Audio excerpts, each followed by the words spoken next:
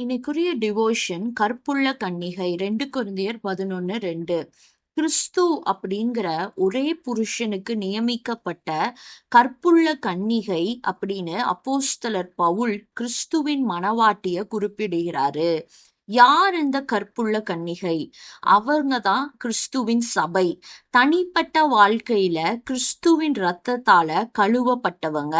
கற்புள்ள கன்னிகை அப்படிங்கிறதுக்கு கிரீக்ல ஹாக்னோஸ் அப்படின்னு சொல்லுவாங்களாம்.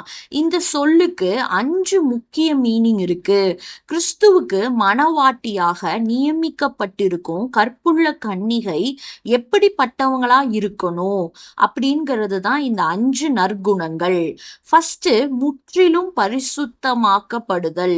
இது நமது ஆவி, ஆத்துமா, சரீரம் இது மூணுமே பரிசுத்தமா இருக்கணும்.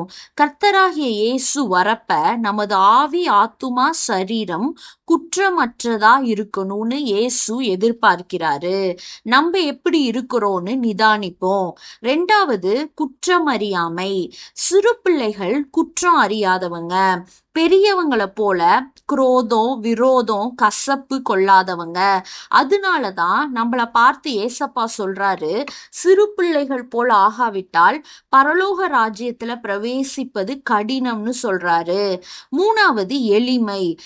எளிமை அப்படிங்கிற சொல்லுக்கு மேட்டுமை இல்லாத சிந்தனை இல்லைன்னா சாந்த ஆவி அப்படிங்கிறது மீனிங்.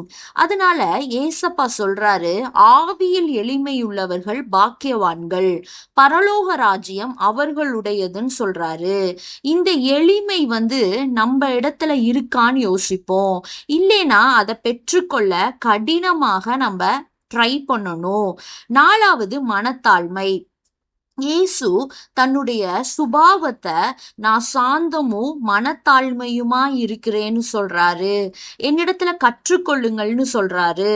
அதனால மனத்தாழ்மை இயேசுவின் நற்பண்புகள்ல ஒண்ணு.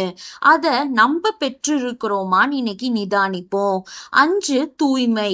தூய்மை பரிசுத்தத்தை குறிக்கிற ஒரு வேர்ட். நான் பரிசுத்தர், ஆகையால் நீங்களும் பரிசுத்தராய் இருங்கள்னு வசனம் சொல்லுது.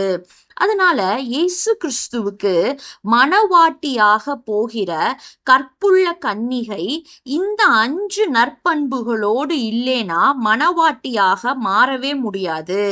இந்த நற்பண்புகளை நம்ம புறக்கணிக்காம இதை ட்ரெயின் பண்ணி இதை ஃபாலோ பண்ணா நிச்சயமா மணவாட்டியாக நம்ம எல்லாருமே மாறலாம். ரகசிய வருகையில, ராப்சர்ல மணவாட்டிய சேர்த்து கொள்ள நம்ம ஏசப்பா வரப்போறாரு. ஜாக்கிரதையாயிருந்து ஆயத்தப்படுவோம். தேவனே, கற்புள்ள மணவாட்டியாக மாற எங்க ஒவ்வொருத்தவங்களுக்கும் நீங்க உதவி செய்யுங்க. ஆமேன்.